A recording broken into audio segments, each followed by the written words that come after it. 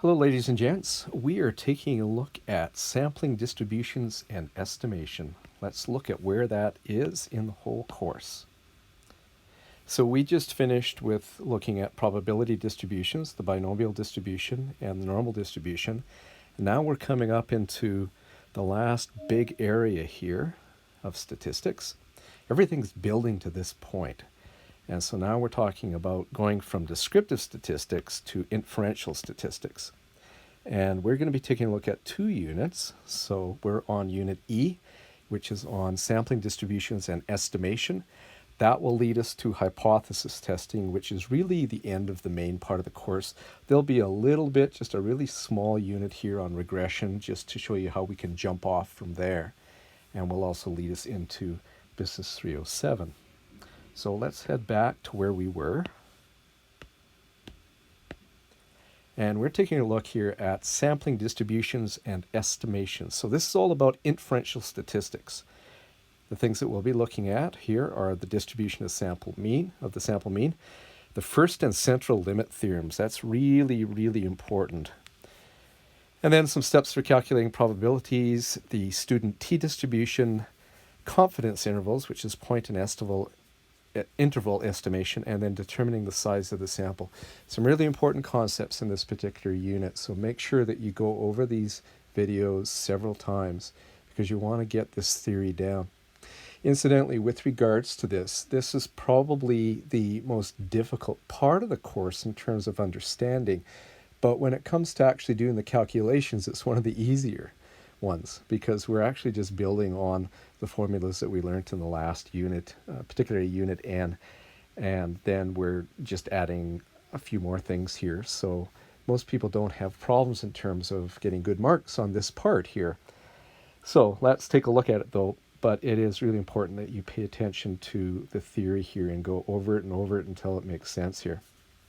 This part here that we're looking at in this particular video, the first few pages of section E, are probably the most difficult part to get your mind around. And I know as a stat student, I had a hard time with this. Hopefully it clicks for you right away, but if it doesn't, then go over it a few times, and certainly when you go through some problems, hopefully it'll make some sense here.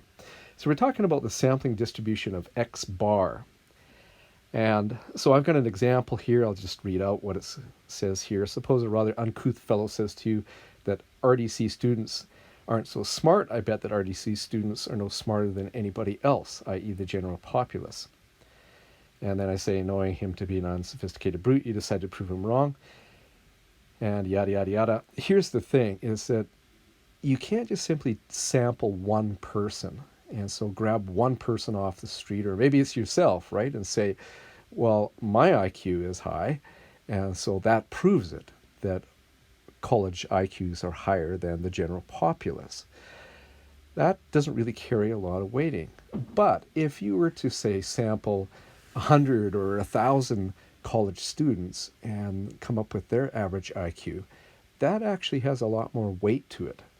So we're talking about then taking a sample and inferring the characteristics of the population based on that sample. So we're giving you the basis here for what we'll call confidence intervals, and then later hypothesis testing. So this part here is some important theory that you want to pay attention to. I want to give you an example here of a very simple population. So this is just the numbers 1 to 9. That's what the population is. And we're going to talk about taking samples from this particular population. And in particular, we'll look at taking all possible samples. So we're going to start with something really, really trivial. We're going to take samples of size n is equal to 1. So you can think of it this way. Suppose that I've got 9 balls in a bag, and each of the balls then has a number on it, and they're all mixed up, and I reach in and I grab one ball, and I look at the number, and it says it's a 4. Now that's a sample of one ball. And the question is then, what is the average or the mean of that number 4? Well, that's trivial. It's 4, right? And if I reach in and I grab a 6, then the average of that sample is 6. So it's trivial. So what we have here then is we're starting with something here called the sampling distribution of all the possible x bars that you could get from this population up here of size n is equal to 1.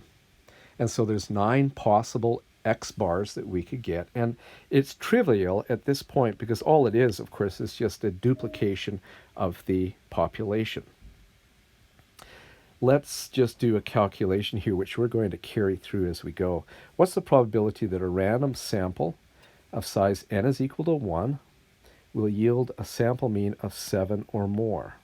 So I can write it this way. What's the probability of getting an x bar of at least 7? And I want you to notice the notation that I'm using here is I'm now talking about x bars, sample means, instead of x's, which is what we looked at in Unit N.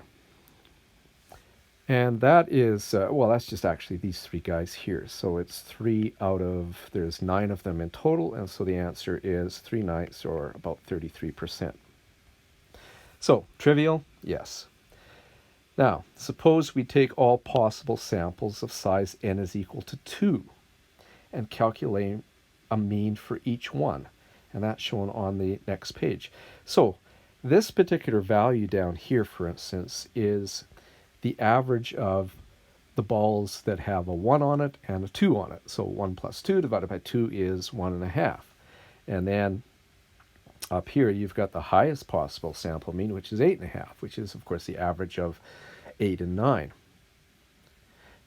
If you take a look at 5, though, there's actually 4 different ways that you could get 2 balls to average out to 9, or to 5, pardon me.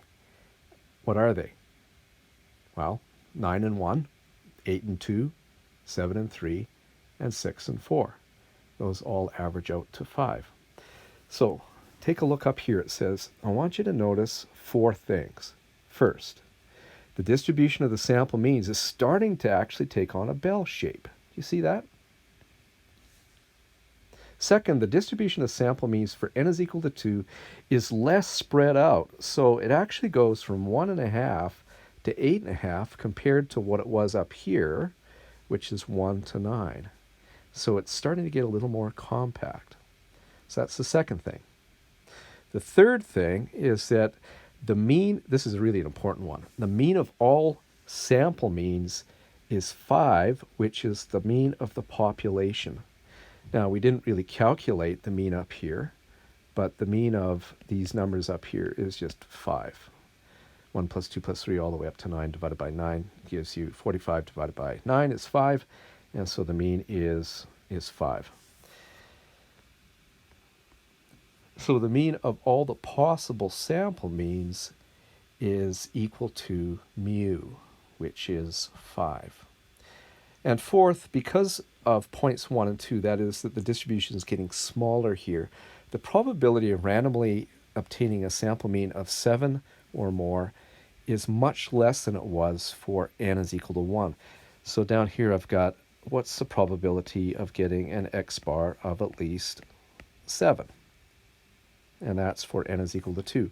Let me just change colors here. And that would be these guys right here. So if you count those up, it's 1, 2, 3, 4, 5. I see 6 dots here out of, how many would there be in total? Well, we've got 9 numbers. Choose 2. And 9 choose 2 is, in terms it is 36. So that comes to about 0.17. You see where it's much smaller, 0.17 compared to up here, 0.33. Now, we're down here. Let's change colors. Suppose we take all possible samples of size n is equal to 3 and calculate a mean for each sample. Do you notice a pattern emerging? So as n gets larger, the distribution of sample means starts to take on more and more of a normal distribution, a bell shape. The distribution also starts to get more compact. Notice that the smallest possible sample mean now is 2. That would be the average of 1 plus 2 plus 3 divided by 3. The largest is 8, which of course is the average of the three largest numbers, 7, 8, and 9. So you can see that the distribution is starting to get tighter and tighter around the mean, which is 5. The distribution also tends to get more compact, so less spread out as it increases, always centering on the population mean of 5. And let's calculate here the probability of getting an x bar of at least 7. And that's going to be, I would be counting these guys up here, which is 1, 2, 3, 4, 5, 6, 7 values out of, and this would be 9 choose 3. 9 choose 3 is 9 factorial over 6 factorial. 3 factorial, which is 9 times 8 times 7 times 6 factorial over 3 times 2 times 1 times 6 factorial. Let's just cross out some things here. That would be a 3. That would be a 4. That would be 12 times 7 is 84. So 7 out of 84 comes to 0.083. And so you can see that it's getting much smaller, this probability here. The principles discovered above, so we're down here. The principles discovered above bring us to two really important statistical theorems. The first deals with samples taken from populations that are normally distributed, such as, say, the weights of Business 306 students, or marks of 50 students, or IQs, or heights of people in the population, or weights of people in the population. A lot of stuff is normally distributed. And this is called the first limit theorem. And the first limit theorem says that if x representing all values in the population is normally distributed, so the kind of problems that we were dealing with in Unit N, normally distributed variables, with some mean, mu, and some standard deviation, sigma, then the distribution of the sample means from all possible samples of a certain size n will also be normally distributed with a mean equal to mu and a standard deviation equal to sigma over the root of n. This holds for all values of sample size n. Let me show you down here, actually, with an example here. This is I'm using a program here called Minitab, which is a stats program. And so what I've done here is I've taken actually 1,000 different samples of size 16 each. So it's a lot easier to come up with 16 rows, or 1,000 rows of 16 columns than it is 16 rows of 1,000 columns. So I want you to think of each row then as being a sample. So here's the first sample then, right here. And this is a sample mean. So these are x bar values. So one of the x bars then is 60.56. And then I took another sample, and this is from a population with a mean of 60 and a standard deviation of 12. So our marks of 50 students, that's same idea. And so the first x bar turned out to be 60.56. And then I did it again, and it came to 58.81. And the next was 56.53, and so on. And I did that actually 1,000 times. And then what I did then was just to come up with some statistics down here. So that's down here. And again, we haven't seen this program before. You're not required to know this, but it's just a very simple program that's can be used to find for stats. And this is what we end up with, is that C17 is my 1,000 sample means. And what I end up with then is that the average of those is equal to 59.9, which, remember, mu is equal to 60. So that's pretty close. Actually, if I did this with all possible samples, I would end up with excuse me, exactly 60. The standard deviation is 3.091. Now, according to the first limit theorem, the standard deviation of all the sample means should be equal to sigma over the root of n. So in our particular case, remember that we had 12 as the population sigma, and then we were taking samples of size 16. So we've got 12 divided by 4 is 3, and we end up with basically 3. Again, if we were to do this even more times, it would get closer and closer to 3. So that's what the first limit theorem says. And the other thing that you're going to notice here is that this is a distribution of all the different sample means. And when you look at it, kind of turn it on its side here, you'll see that we've got a nice normal distribution here, which is centered on about 60 here. Sorry, those lines are kind of messed up there. Let me show you another way of what we mean here. So let's say this is our original population. So x is normally distributed with a mean of 60 and a standard deviation of 12. So here's your mean of 60, and the 12 then tells you, of course, how spread out it is. So that's our original x. Now, I'm going to start taking samples of size n is equal to 16. And what you would find here is that I'm just going to show them as dots, so like this. So I take about 16 different values, and I average them out, and I get a single x bar value here. And then, let me change colors here. I'm going to take another sample, maybe this is a little lower sample, and it all averages out to another x bar value. And I could do that over and over and over and over again until I take all possible combinations of 16 values from the population. And what the first limit theorem says is that the distribution of all of those x bars, these are just 2 points, right? But if there would actually be millions and millions and millions of different combinations if you looked at the whole population and all possible samples of size n is equal to 16. Some are going to be really low, some are going to be high. Most are actually going to be pretty close to the middle. And that's because if you take a look at any random sample, you're going to have some high values, you're going to have some low values. They tend to kind of cancel each other out or balance each other out. So this distribution here is, it actually looks more like this. It's really tight like that. And so it's centered on 60, but the actual standard deviation it's a lot tighter. And so the standard deviation is sigma over the root of n.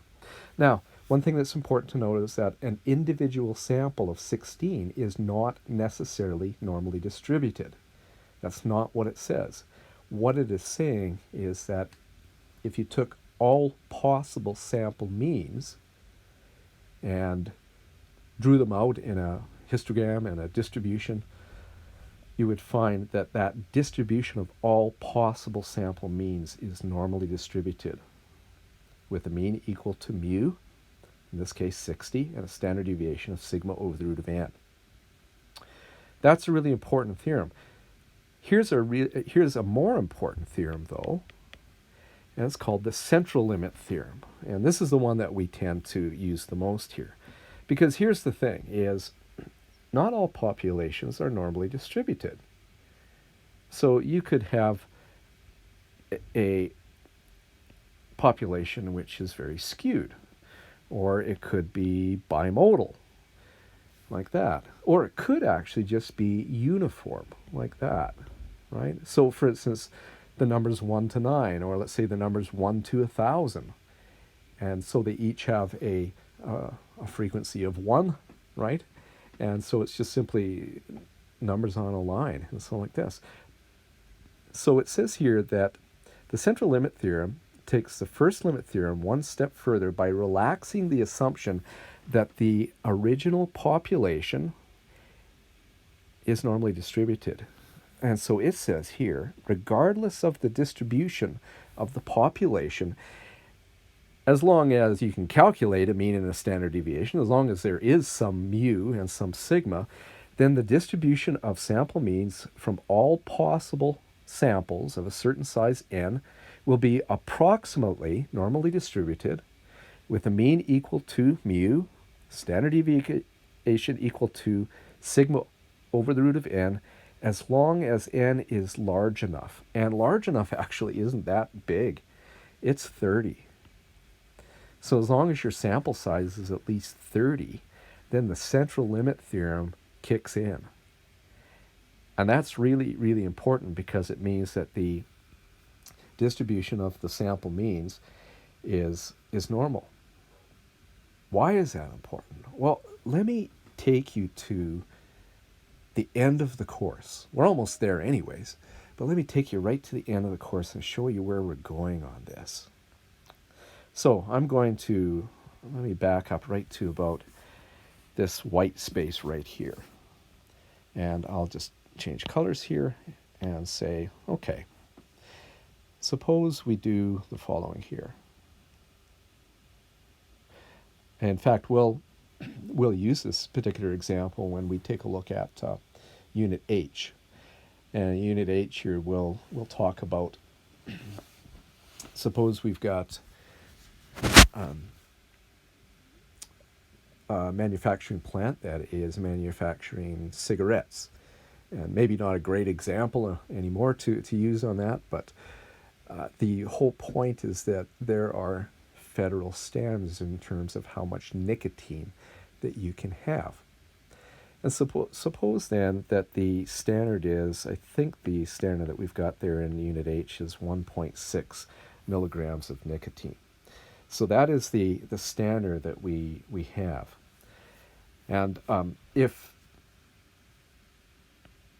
you end up with more than 1.6 milligrams of nicotine on average in your package of cigarettes, then it turns out that you're really breaking the law, and so you could end up with a fine on that. So how do they actually test this out then? Well, one thing you could do, of course, is that you've got an assembly line, you've got all these cigarettes coming out, and so you take every single one that comes out and you put it through a test and find out how much nicotine is in there.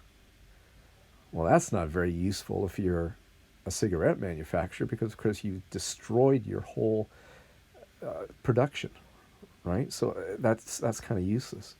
Maybe from a societal point of view that might be good, but not necessarily then for your particular cigarette company.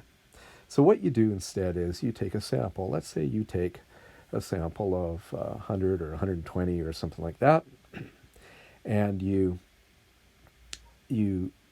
take those out of many, many thousands that you have actually in total. So you take a sample of maybe 100 or something, and you test those. So you tear them all apart, you put them through a bunch of chemical analysis, you figure out how much nicotine is in there, and you end up with something like 1.7. So the question is, if the mean is supposed to be 1.6, and you end up with an X bar of 1.7, is that significantly high? Is it too high that you would say, hey, hang on, we're breaking the law here? Now, think of it in terms of extremes here. Suppose that I took a sample of, say, 100 cigarettes or something like that, and put them through the test here, and it came out to be 1.6000001 milligrams of nicotine. So that is, officially it's higher than 1.6, but is it significantly higher? Is it enough that the government would say you're breaking the law? And the answer is no, right? Because you're always going to find some, what we call sampling error. There's going to be some differences when you take a sample. Some are going to be a little high, some are going to be a little low, and so on. Hopefully it's pretty close to what it should be. So you would say, well, that's not significantly far away. Let's take another extreme here, though. And so I take 100 cigarettes and I put them through a testing procedure, and it turns out that the average amount of nicotine in the 100 cigarettes is 10, not 1.6, but 10. Well, you'd look at that and you say, well, that's obviously much higher than 1.6, so they're not meeting the federal standard. Slap them with a fine. The problem comes is things like 1.7. So is 1.7 significantly higher that we would say, yeah, I think you're breaking the law here? Or is it close enough? In other words, how close do you need to be? How close is close? Well, the good thing about the central limit theorem that we just learned about here is that we actually now can calculate that probability. This is how it works. We know that according to the central limit theorem, the distribution of all possible sample means is normal, with a mean equal to the population mean of 1.7, or 1.6, pardon me, and a standard deviation, which we will find out later where we can use from the sample, and I'll show you how that works. So here's the distribution of all possible x bars according to the central limit theorem. We can take a sample, which turns out to be 1.7, and all we need to do is to figure out, well, what is this area in here? Later we're going to call that the p-value. And if that p-value is really small, it means that this 1.7 is way out in the tail. Think of, again, that example where we had an average of 10. 10 would be way out here, but let's put it right here. So that area in the tail would be really, really, really small, less than 1%. On the other hand, if we ended up with something really close to 1.6, like I said, 1.6000001, then if you calculate that area, it turns out to be really high, almost 50% there. So the question then is, what is that area there? What is that area associated with the 1.7? Because that's going to tell us how far this 1.7 is away from the standard of 1.6. And if that area is really small, and we'll talk about, what's a good cutoff percentage, maybe 5%. And so if that area in the red, in the tail there, is, say, less than 5%, we're saying, yeah, it's significantly higher, it's significantly far away, enough away from 1.6 that we say, they're probably not meeting the standard. Okay, I've kind of told you the whole rest of the course now. So now all we need to do that is just go and put the numbers in, of which we actually have most of what we need. So we're going to introduce a few more concepts, and you'll see how it all comes together here in these next 2 units. So this has been a really important one in terms of looking at the concept of the first and central limit theorems. Next, we'll look at the steps for calculating probabilities. And I'm going to end the lesson here.